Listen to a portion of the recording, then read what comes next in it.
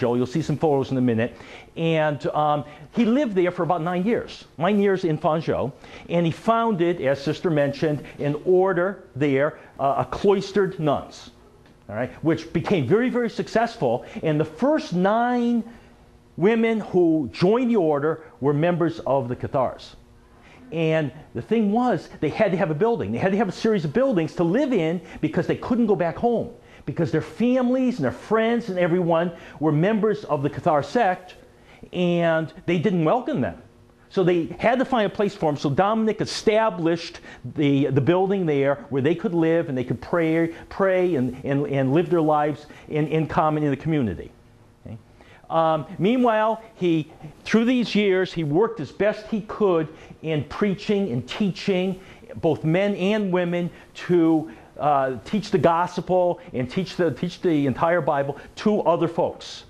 And there's a story about the rosary, and I really didn't know anything about this, about a vision of the Blessed Virgin Mary coming to Dominic and presenting him with the rosary. Now, there's a lot of different versions of this, and I'm certainly not going to get into that today, but if you're interested in his role, and I think he did play a role, well, what exactly it was, I don't know, but a role in spreading the devotion in the church to the rosary. Okay.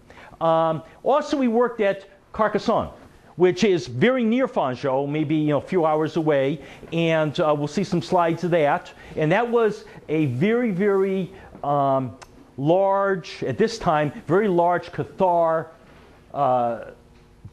grouping there of the adherents to that heresy.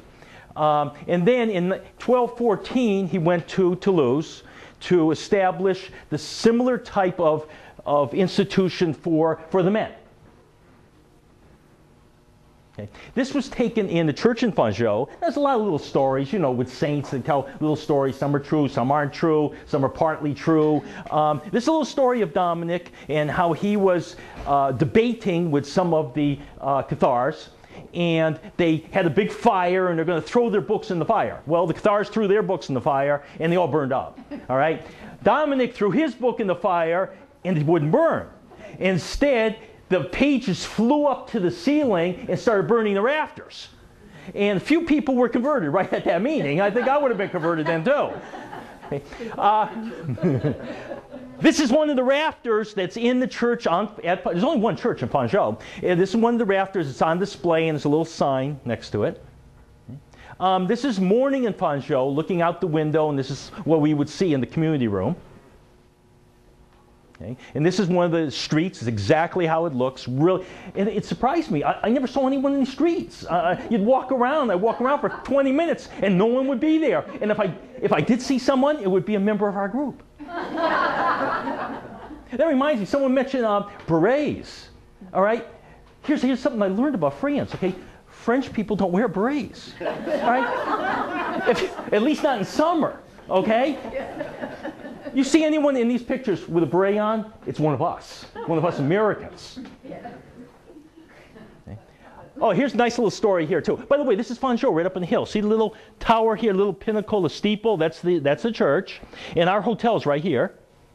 And that picture I showed of the valley was taken right from here. This monument marks a spot where some men tried to attack St. Dominic. They tried to, I guess you'd call it today, mug him, and because they were angry about what he was preaching. And so he said to them, okay, fine, kill me, you send me to God. And they were so taken aback that they just left him. Okay, this is St. Dominic's house, all right? And it mentions the same years, lived there 1206 to 1215. And we went inside, and I said, how many things in this house were original to the time of St. Dominic 800 years ago? And they said, well, first of all, the altar isn't. Okay, the altar's no, hasn't been. The fireplace, though. The fireplace, that huge fireplace, is believed to be the one that he warmed himself in front of, and all his, the people with him used that. Okay. Here's the, would you like to mention that, Sister Charles, again? Okay.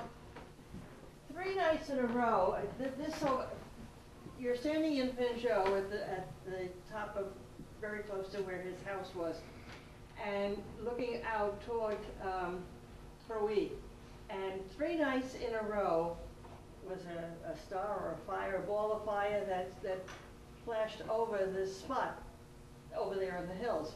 And his cool thing to do was a sign from God that he should do something about this. And that was why Dominic went down to Fruit and started to convert the Gothers sisters and made Dominicans of them. But this is the sign of God. For 3 nights he had this vision.